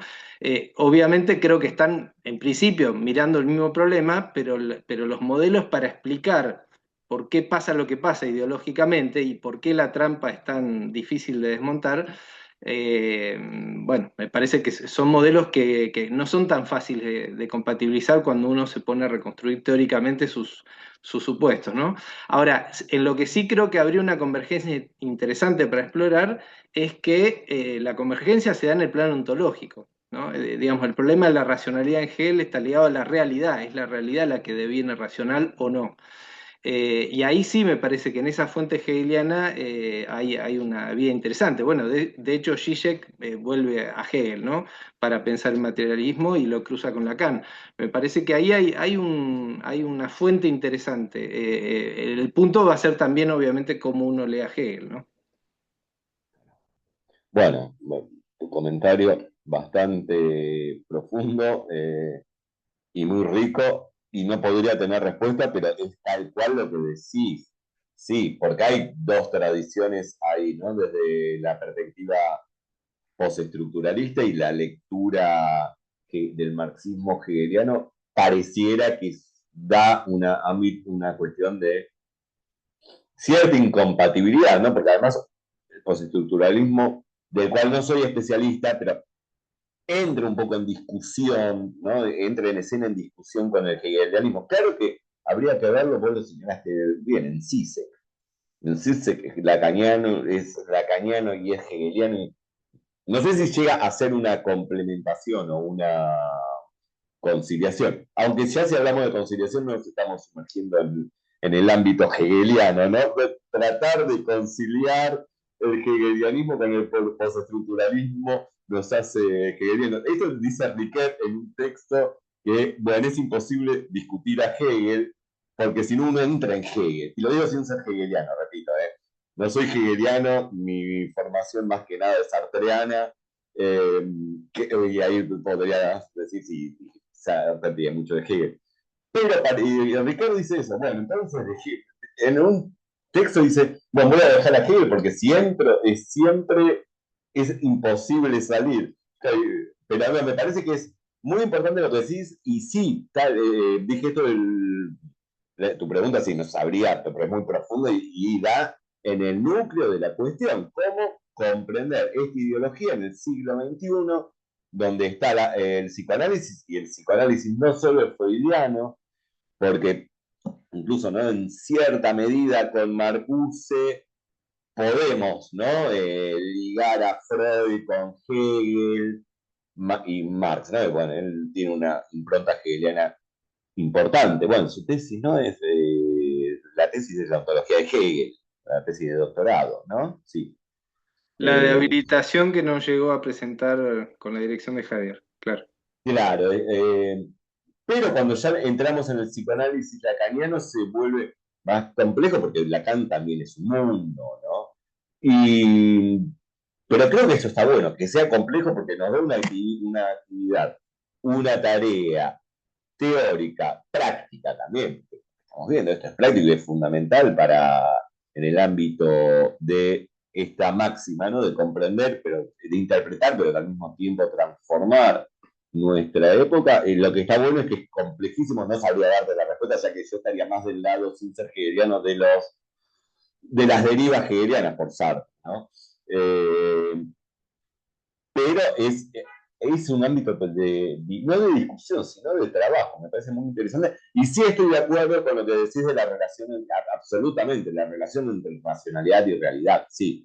Y el ámbito ontológico de esto, sí, totalmente, es una discusión que se da en el ámbito, que significa una problematización ontológica, porque esa idea de racionalidad de la que estamos hablando tiene que ver con la realidad.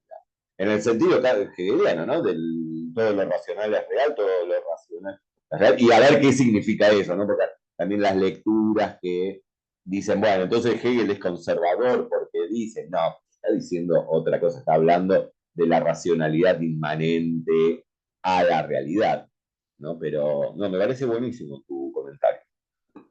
Buenísimo. Y es algo para seguir trabajando, creo. Sí, O para comenzar a trabajar. sí, genial la intervención. Sí, es un tema enorme, apasionante a mi criterio. Por ahí mi entrada es con un autor, Althusser, porque quizás quizás, no sé, lo pienso ahora rápido, como una bisagra, si se quiere, en estas dos como interpretaciones de la ideología, que muy a grandes rasgos, me parece a mí, que, como vos decís, ¿no? Con el psicoanálisis la ideología parece como algo estructural, me gusta como lo dijiste, como algo, como un problema ontológico, como un problema de una consideración del ser, o algo así dijiste, como algo que va a estar ahí, digamos, de que hay que de alguna manera quizás estructurar de otra manera, y eso lo pienso en relación a escritos anteriores, en donde quizás la esperanza, por decir así, o la idea estaba que en la salida al capitalismo, en la desalienización, iba a aparecer iba a desaparecer la falsedad, ¿no? No iba a existir más la ideología, hay que acabar con la ideología, ¿no? Y quizás después de la intervención más psicoanalítica aparece esta otra idea, ¿no? De que, bueno, por ahí lo que pasa, por ahí la ideología es un fenómeno social, ¿sí? Es un fenómeno de los vínculos, por decirlo así, de la constitución ontológica, que en todo caso puede estructurarse de otra manera y eso puede implicar claramente una mejora o no, digamos, pero como que hay que ubicar las piezas de otra manera, parecería ser la idea de superación de esto. Y antes era más bien la idea de hacer desaparecer la falsedad, ¿no? De hacer desaparecer el engaño, como si hay que hacer que el genio maligno no nos engañe más. Y eso hoy aparece a la luz de las teorías estructuralistas, principalmente de Althusser, que es el que yo por ahí más entro, aparece como algo un poco ingenuo, si se quiere, ¿no? O nos suena así, no sé. Pero sí es muy interesante hacer ese desarrollo, ¿no? O esa lectura histórica del tratamiento de este tema, a mí me parece genial. Sí, incluso esto de si pensamos que la ideología, a ver, mi compañera es lacaniana y ahora justamente está haciendo un posgrado en clínica lacaniana, así que quizás lo que diga de Lacan es no, quizás no, absolutamente de oídas, pero no es que tenga muchas lecturas yo de Lacan, pero si pensamos la ideología como constitutiva del sujeto, como constitutiva del ser del sujeto, Claro, es un trabajo enorme, porque claro, no es verdad y falsedad, te convenzo y ya está. Porque no se trata de convencer como alguien puede convencer a otro de la verdad, entre comillas, de cómo se resuelve un problema técnico, sino que la forma misma está en la misma constitución del sujeto. Complicadísimo, ¿no? Sí, o la cuestión de la conveniencia, es decir, cómo alguien puede sostener, no sé, ¿no?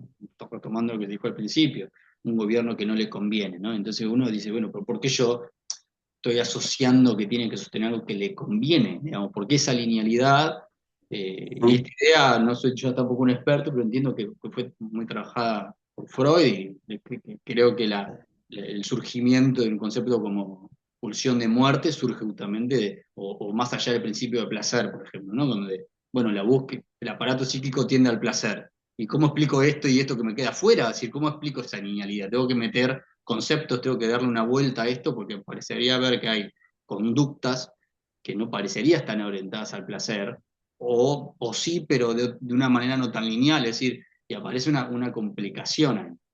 Me parece que con la ideología aparece lo mismo, ¿no? Es decir, no es que una persona no esté siguiendo su interés, pero ¿qué interés? ¿Cómo es ese interés? ¿Cómo se configura?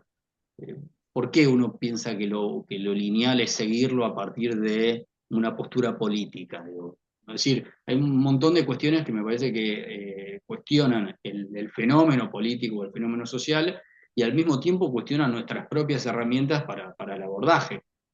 Eh, Retomo estos momentos, estos hitos, si se quiere, o estas modificaciones importantes, por ejemplo, en Freud, con esta incorporación de estos conceptos y esos textos que son, entiendo, claves en la modificación de una forma de abordaje, ¿no? Me parece que con la teoría social o la teoría de la ideología, y bueno, algo así, no sé, me parece que tendría que suceder, tendría que pasar, para que no nos pase lo que nos pasa, que encontramos el fenómeno, lo vemos y nos quedamos sin palabras, como dijo el compañero, no me acuerdo quién fue, pero me pareció muy gráfico porque no sabes qué hacer, ¿no? ¿Cómo intervenís acá? ¿Cuáles son las lógicas para la intervención en estos casos? ¿Qué es lo que está pasando? Y también pasa mucho, creo yo, que, que se tiende a eh, minimizar o ridiculizar al sujeto, ¿no? Está en esa situación, ¿no? No sabe nada, es un burro, es un tarado, y bueno, no sé, o sea, como está bien, pero ponele que lo fuese, ¿y qué haces con eso? No hace nada, no es efectivo en términos de Totalmente. intervención, ¿me explico? Entonces, estás ante una situación que efectivamente creo que a muchas personas nos pasa que no sabés cómo actuar porque no conocés los resortes del fenómeno en algún punto, ¿no? Eh, entonces me parece que sí, que es un gran problema teórico, no sé, filosófico también y social sobre todo, ¿no? Y bueno, Sí, sí. Bueno, si alguien tiene alguna pregunta o algún comentario, bueno, si les parece, entonces cerramos acá, nos vemos en 2 semanas Ujú. y yo Y les mando ahora el agenden, material. claro, Muchas sí. gracias, profesor. Y No, Gracias. agenden gracias a el ustedes. 26, ¿sí? A la misma hora, el 26 de junio, perdón. Sí, para escuchar a Jacqueline. Está El bien, nos 26 encuentro de en 2 semanas. junio. Gracias. El Así 26 de junio, sí, sí. ¿26 o 16? No, 26. 26 de junio. 26. Igual va a Gracias. llegar la invitación con tiempo y todo, ¿eh? Pero para que Muy vayan bien. agendándolo. Gracias, Bueno, profesor. No, nos vemos. Gracias, Maxi. Muchas Gracias a gracias. todas, a Gracias, todos. Maxi. Chao, Gracias. buen fin de muchas semana. Gracias a gracias. todos. Chao, Saludos chao, a todos. gracias. Buen descanso.